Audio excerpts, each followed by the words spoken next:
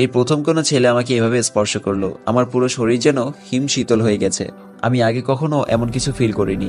আমরা দুজনেই যেন একটা ঘোরের ভেতরে চলে গেলাম। আমার রুমটা গোলাপের সুগন্ধে ভরপুর। দুজন দুজনের দিকে তাকিয়ে আছি এক পলকে। হঠাৎ করে জানি না আমার কি হলো, আমি ওকে ধাক্কা দিয়ে কিছুটা দূরে সরিয়ে গিয়ে শাড়িটা নিজের শরীরে পেঁচিয়ে নিলাম ভালোভাবে। শুভ হাহা করে হেসে দিল। সে যদি বলল, হাসছেন কেন? শুভ বলল, তুমি শাড়ি পরতে পারো না? এটা তো আমি জানতাম না। সে যদি বলল, পারি না বলিনি, তবে পারি সেটাও বা কখনো বলেছি? আমি এতদিন কখনো শুভকে ঠিক করে দেখিনি। ও আসলে অনেক সুন্দর। সাদা ধবধবে, গায়ের রং 6 ফুট মতো লম্বা হবে, একদম সিনেমার হিরোদের মতো। রাফিনের চাইতে বেশি ছাড়া কম সুন্দর না ও। আজকেও একটা নীল রঙের পাঞ্জাবি পরেছে। আমার শাড়িটাও নীল। অনেক সুন্দর লাগছে ওকে। প্রতিটা মেয়ে তার জীবনে ঠিক এমন একজন পুরুষকে কল্পনা করে। আমি হয়তো লাকি, হয়তো। জানি না আমি কখনো শুভকে ভালোবাসতে পারবো কিনা।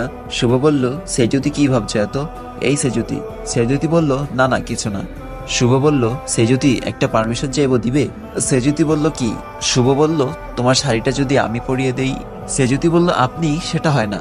শুভ বলল, ওকে ঠিক আছে, আমি দেখবো না, তুমি বরং আমার চোখে কাপড় বেঁধে দাও। সেজুতি বলল, সত্যি দেখবেন না তো? শুভ বলল, না। আমি বললাম, না থাক, আমি একাই পারবো। শুভ সাথে সাথে আমার কাছে এসে আমাকে হালকাভাবে জড়িয়ে ধরে বলল, আমার কি এতটুকু অধিকার নেই? তাই বলে ও আমাকে শাড়ি পরানো শুরু করলো চোখ বন্ধ করে। আমি আর বাধা দিলাম না। জানি বাধা দিলে ও শুনবে না। শাড়ি পরানো শেষ হলে ও আমাকে একটা টিপ পরিয়ে দিল, তারপর মাথায় ফুল দিয়ে দিল। শুভ বলল, নাও এবার তুমি একদম রেডি। দেখি তোমাকে কেমন লাগছে, একটু দূরে গিয়ে দাঁড়াও তো। আমি ওর কথা মতো দূরে গিয়ে দাঁড়ালাম। ও দেখে বলল, সেজুতি আমি তোমাকে একটু হাগ করতে পারি? সেজুতি বলল, না একদম না। তাই বলে শুভ আমার হাতটা টেনে ধরলো পিছন থেকে আর বলল, কেন এত কষ্ট দাও আমাকে বলো তো? আমি হাতটা ছাড়িয়ে চলে যাচ্ছি, ও আবার আমার হাত টেনে ধরলো।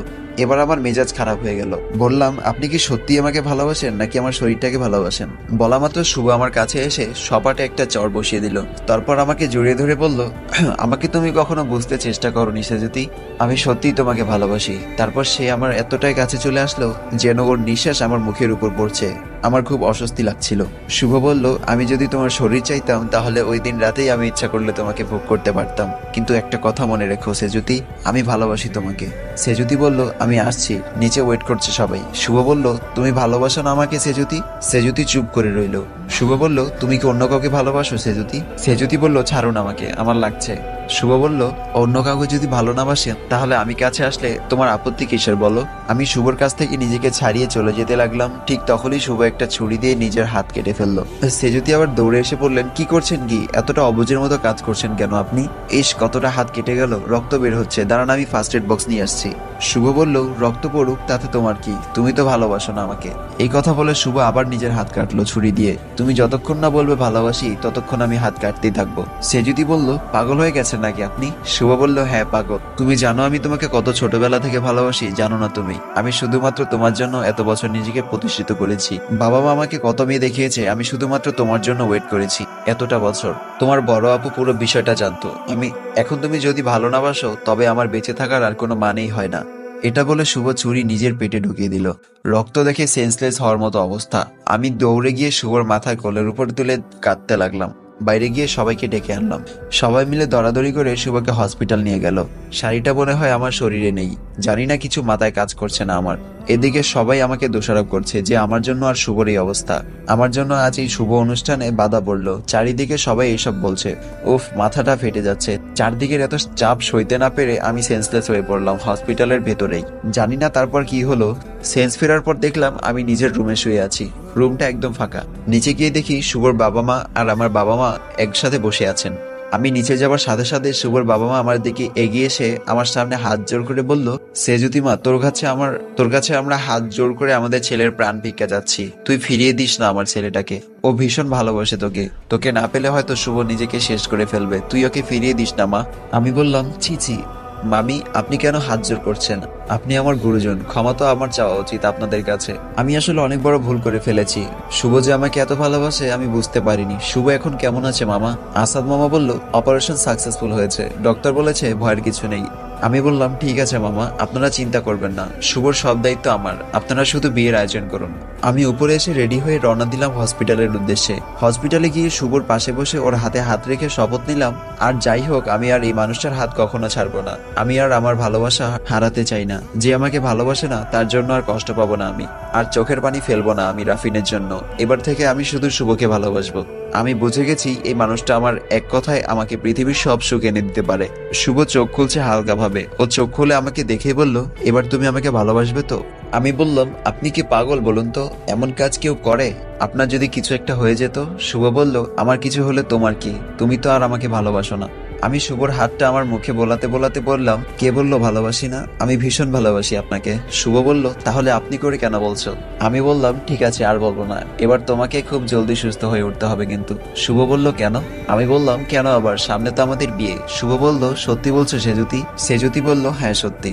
শুভ বলল, তিন সত্যি বললো? সেজুতি বলল, হ্যাঁ তিন সত্যি। আমি শুভর কপালে একটা ভালোবাসার ছোঁয়া দিয়ে দিলাম। এভাবে দিন যেতে লাগলো। প্রায় 2 মাস হয়ে গেল। শুভ এখন পুরোপুরি সুস্থ। 3 দিন পর আপুর বিয়ে। আমাদের জন্য ওর বিয়েটাও আটকে ছিল।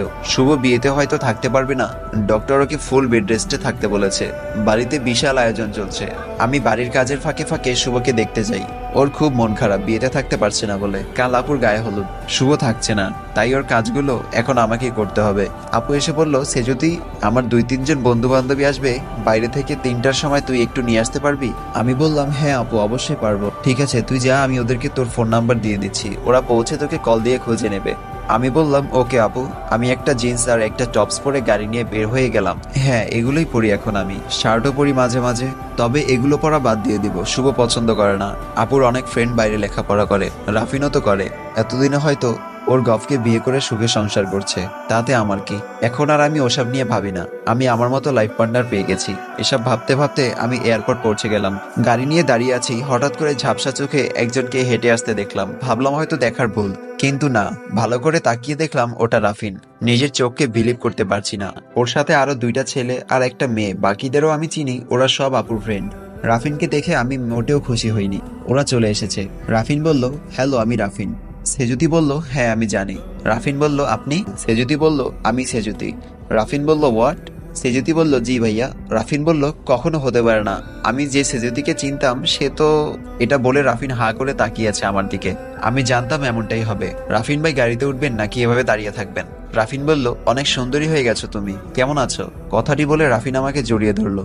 আমার বুকের ভেতরটা যেন কেঁপে উঠলো। আমি যেন পাথর হয়ে গেলাম। সাথে সাথে রাফিনকে ধাক্কা দিয়ে সরিয়ে দিয়ে বললাম, এই যে মিস্টার রাফিন চৌধুরী, এটা বিদেশ নয়, এটা বাংলাদেশ। তাই বলে গাড়িতে উঠে বসলাম।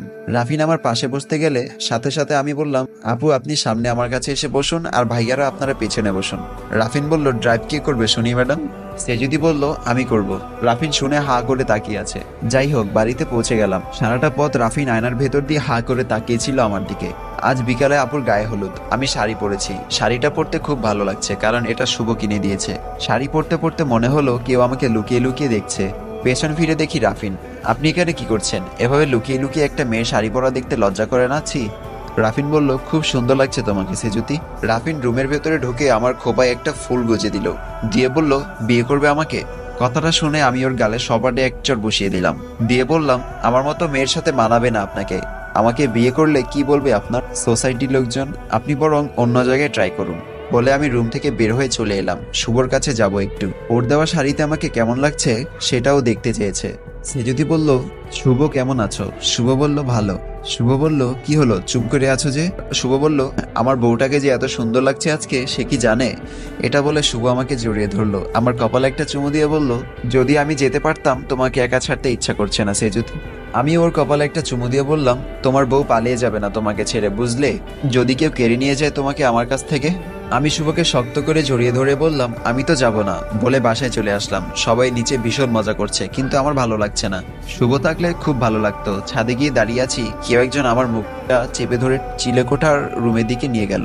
দেখি ওটা রাফিন। রাফিন আমার হাত দুটো দেয়ালের সাথে চেপে ধরে বলল, সুন্দরী হয়ে দিমাগ বেড়ে গেছে নাকি? তোমার সাহস কি করে হয় আমার গায়ে হাত তোলার? সে যদি বলল, ছাড়ুন আমাকে, লাগছে আমার। ছাড়ুন, না হলে চিৎকার করব। ছাড়ুন বলছি। রাফিন বলল, চিৎকার করবে, করো। একটা পৈশাচিক হাসি দিয়ে বলল এই কথাটা। আমি জোরে চিৎকার করা শুরু করলাম। সাথে সাথে রাফিন আমার ঠোঁটজোড়া দখল করে নিল। অমানুষের মতো কিস করা শুরু করলো। আমার চোখ দিয়ে অনবরত পানি পড়ছে। কিছুক্ষণ পর ও আমাকে ছেড়ে দিল।